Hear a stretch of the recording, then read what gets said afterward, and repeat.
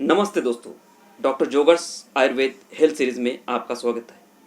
मैं हूँ डॉक्टर गौतम जोगट, नागपुर से।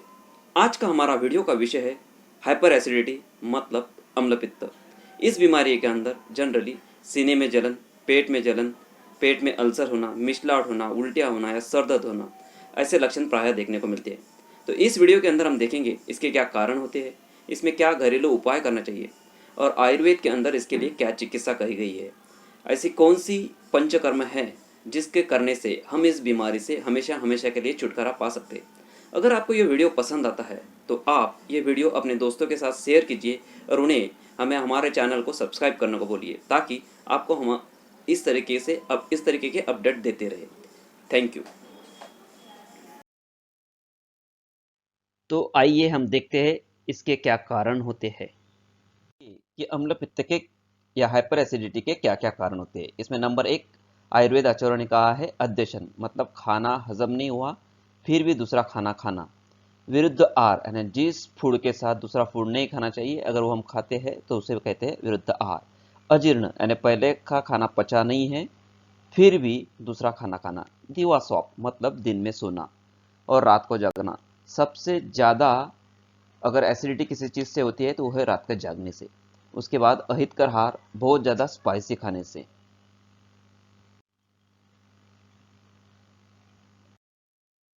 जो लोग फर्मेंटेड आहार ज़्यादा खाते हैं, जैसे कि इडली डोसा आदि, या फिर उपवास करने के दिन बहुत ज़्यादा खाना खा लेते हैं या साबूदाना ज़्यादा खाते हैं। अत्याम्बुपान, इसको सबसे ज़्यादा महत्वपूर्ण कारण आयुर्वेद में माना गया है। इसका मतलब होता है ज़रूरत से ज़्यादा या बॉडी के डिमांड से ज़्यादा पानी पीना। ज़्यादा पानी पीने से भी एसिडिटी होती है। मानस भाव, स्ट्रेस एक बहुत इंपॉर्टेंट फैक्टर होता है एसिडिटी उत्पन्न करने में। जो लोग बहुत ज़्यादा दिन तक किसी कारणवश पेन किलर्स या एंटीबायोटिक का इस्तेमाल करते हैं, उनको एसिडिटी होने के चांसेस बहुत ज़्यादा होते हैं। और भी कई अन्य बीमारियों की दवाइयाँ हैं जिससे, जैसे कि डायबिटीज़ आदि, हार्ट की बीमारी आदि, तो इन मेडिसिन की वजह से भी एसिडिटी या हाइपर एसिडिटी होती है। शिफ्ट ड्यूटी, यानी जो लोगों की अलग अलग शिफ्ट में ड्यूटी होती है, वो लोग दूसरे दिन का जो खाने का शेड्यूल उनका डिस्टर्ब होता है, इसकी वजह से भी उनमें एसिडिटी देखी जाती है। सिंपल तरीके से अगर देखा जाए तो हरी, वरी और करी, ये तीन मुख्य कारण हाइपर एसिडिटी के होते हैं। यानी बहुत जल्दी खाना खाना या किसी बात का बहुत जल्दी करना, या फिर बहुत ज़्यादा स्ट्रेस लेना, मतलब वरी, और करी मीन्स बहुत ज़्यादा स्पाइसी खाना खाना। इसकी वजह से एसिडिटी जनरली देखी जाती है। तो इसमें इसमें इसके अंदर हमें स्मोकिंग अवॉइड करना चाहिए, अल्कोहल अवॉइड करना चाहिए। खाना खाने के बाद तुरंत एक्सरसाइज नहीं करना चाहिए, कम से कम 1 घंटे के बाद करना चाहिए। और जो ट्रिगर फूड बताया अभी तक, उसको अवॉइड करना चाहिए और स्ट्रेस को अच्छे से मैनेज करना चाहिए। आयुर्वेद के अंदर बहुत से बीमारियों का कारण जो है वो विरुद्ध आहार कहा गया है। तो इसको विरुद्ध आहार मतलब क्या है, हम आगे वाले स्लाइड में देखेंगे। विरुद्ध आहार ये कंसेप्ट बहुत बड़ा है और बहुत से बीमारियों का एक कारण होता है। इसका मतलब होता है, जैसे दूध के साथ कुछ चीज़ें नहीं खानी चाहिए, जैसे नींबू, इमली, खट्टे फल, नमक, दही। अगर यह हम दूध के साथ खाते हैं तो यह आयुर्वेद के हिसाब से विरुद्ध आहार कहा गया है और इसकी वजह से बहुत सी बीमारियां होती है। दही के साथ खीर, पनीर, गर्म पदार्थ नहीं खाना चाहिए। घी के साथ समान मात्रा में शहद नहीं खाना चाहिए। पानी के साथ खरबूजा या मूंगफली, घी, तेल नहीं लेना चाहिए ठंडे पानी के साथ। शहद के साथ गर्म जल कभी भी नहीं लेना चाहिए। बहुत से लोगों को देखा जाता है कि ओबेसिटी कम करने के लिए शहद के साथ गर्म जल लेते हैं, जो काफ़ी विरुद्ध बताया गया है। केले के साथ मट्ठा या लस्सी नहीं लेना चाहिए। ऐसे बहुत से एग्जाम्पल आयुर्वेद में विरुद्ध आहार के दिए हैं। अम्ल पित्त या हाइपर एसिडिटी के क्या क्या सिम्टम्स होते हैं, तो इसके अंदर चेस्ट के अंदर या थ्रोट के अंदर किसी को गले के अंदर बर्निंग होती है, किसी को वोमिटिंग होती है, मिचलाहट होती है। बहुत से लोगों का ये सब सिम्टम्स होने के बाद बहुत सर दर्द होता है। खट्टी डकार दिन भर आती है। किसी को जले हुए अनाज के जैसे डकार आती है। और बहुत दिन तक अगर ये सब बीमारियां बॉडी में होती है तो लोगों को पेट के अंदर अल्सर हो जाता है, जिससे पेट दर्द होता है। या किसी किसी किसी को इसकी वजह से शरीर में पित्ती उठती है, जिसको अर्टिकेरिया यानी ददोड़े बॉडी के ऊपर आते हैं। तो जब ये अम्ल पित्त की बीमारी बहुत ज़्यादा क्रोनिक हो जाती है तो उसकी वजह से कई लोगों में स्किन डिसीज भी पाए जाते हैं। तो एसिडिटी से बचने के लिए हमें क्या क्या करना चाहिए, तो टी, कॉफ़ी जैसे पेय पदार्थ कम से कम लेना चाहिए। साइट्रस फूड यानी खट्टे फूड कम खाना चाहिए, जैसे कि फर्मेंटेड फूड, इडली डोसा आदि। दही की कम मात्रा लेना चाहिए।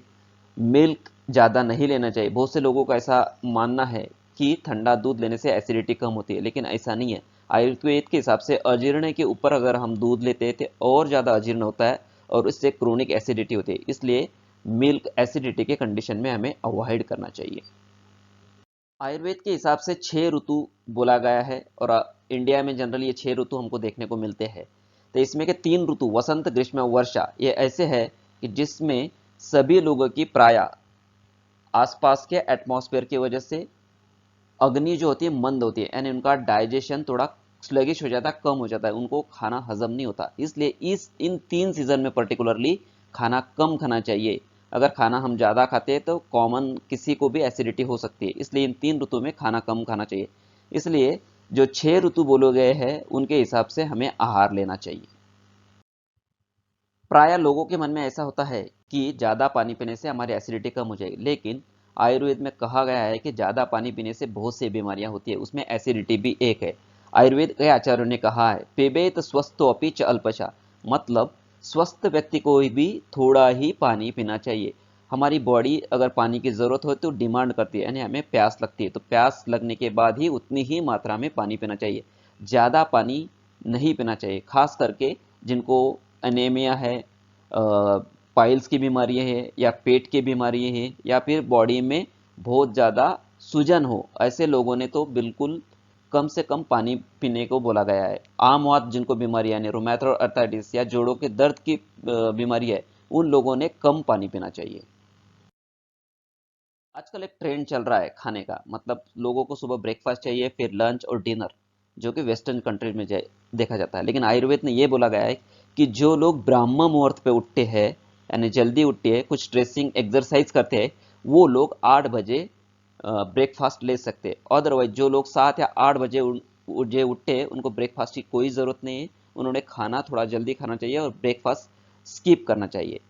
रॉ फूड अवॉइड करना चाहिए, अनकुक्ड स्प्राउट्स नहीं लेना चाहिए, कोई भी फ्रूट का जूसेस सुबह में नहीं लेना चाहिए। जो लोग लेट उठते हैं उनको खासकर या अम्ल पित्त की शुरुआत होने से पहले प्राय हमको बार बार अजीर्ण होता है। तो हमको अजीर्ण हुआ है हम कैसे जाने?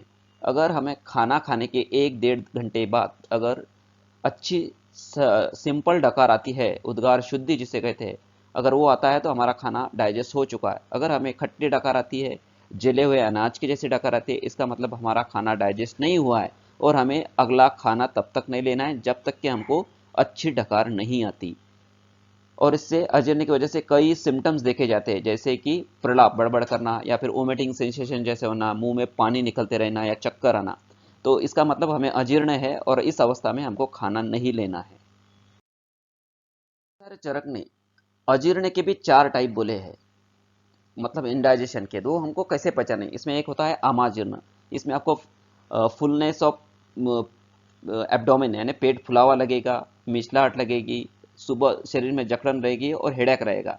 तो इन लोगों को सीधा सीधा ब्रेकफास्ट स्किप करना चाहिए। दूसरा होता है विदग्ध अजीर्ण, यानी आपको डकारें आएगी, खट्टी डकार आएगी, बेल्चिंग होगा, तो इन लोगों ने स्टमक वॉश करना चाहिए आयुर्वेद के हिसाब से। देन है विस्टब्ध अजीर्ण, आपको गैसियस डिस्टेंशन रहेगा, पेट में कॉन्स्टिपेशन रहेगा और सीवियर बैकएक रहेगा और थोड़ा थोड़ा मामूली बुखार रहेगा।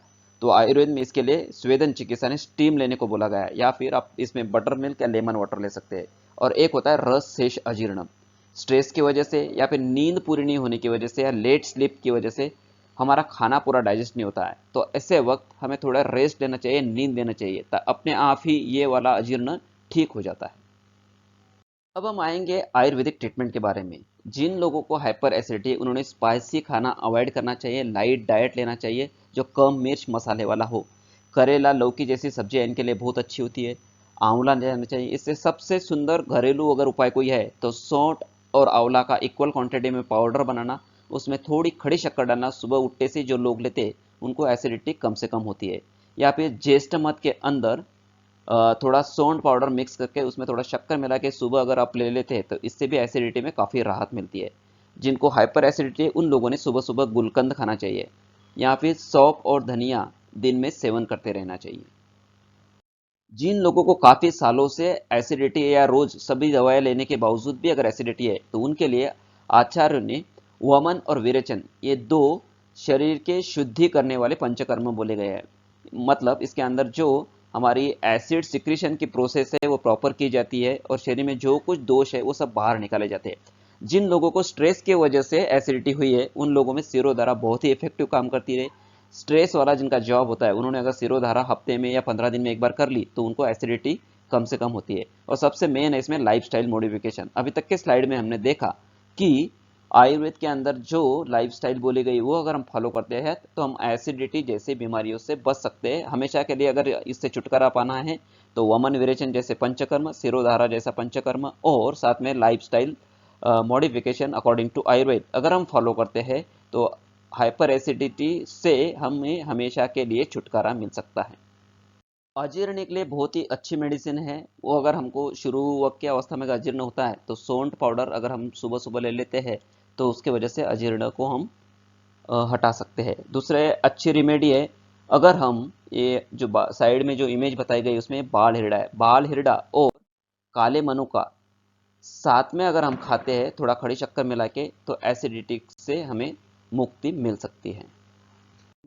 अम्ल पित्त की काफी मशहूर दवाएं मिलती है जैसे कि सूत सेकर रस, कामदूधा रस, प्रवाल पंचामृत रस, लघु सूत सेकर रस, अविपत्यकर रस। लेकिन पित्त में कौन सा गुणधर्म बड़ा है, यानी द्रव गुण बड़ा है, तीक्ष्ण गुण बड़ा है या फिर एसिडिक गुण बड़ा है, ये सही तरीके से डायग्नोस करके अगर ये दवाइयाँ दी जाती है तो ये काफ़ी कारगर साबित होती है। लेकिन अगर आप काउंटर पे या फिर मेडिकल स्टोर पे जाके डायरेक्ट दवा लेते हैं तो ये दवाइयाँ काम नहीं करती। आयुर्वेद के अंदर पित्त की निर्मिति प्राकृत करना ये मुख्य उद्देश्य होता है एसिडिटी के रुग्णों को ठीक करने में और उन पे ये दवाइयाँ काम आती है। लेकिन हर रुग्णों के हिसाब से, कंडीशन के हिसाब से, उनके कारणों के हिसाब से या फिर शरीर में घटी हुई घटना के हिसाब से अलग अलग मेडिसिन दी जाती है जो एक अच्छा ऑथेंटिक आयुर्वेदिक डॉक्टर ही डायग्नोस कर सकता है और सही पेशेंट को सही दवाइयाँ दे सकता है। इसलिए अपने मन से दवाइयाँ ना लेते हुए अपने अच्छे वैद्यों के पास जाके आयुर्वेदिक दवाइयाँ लेना और इस बीमारी से हमें हमेशा के लिए छुटकारा मिल सकता है। अगर आप परेशान हैं तो इन दिए हुए गए उपाय में से आप कोई भी आप होम रेमेडीज कर सकते हैं। लेकिन अगर आपको परमानेंट सॉल्यूशन इसके लिए चाहिए तो नीचे दिए गए नंबर पे या फिर हमारे चैनल पे आप इसके बारे में इंफॉर्मेशन ले सकते हैं या ऑनलाइन कंसल्टेशन कर इस बीमारी से हमेशा के लिए छुटकारा पा सकते हैं। बहुत बहुत धन्यवाद। Thank you.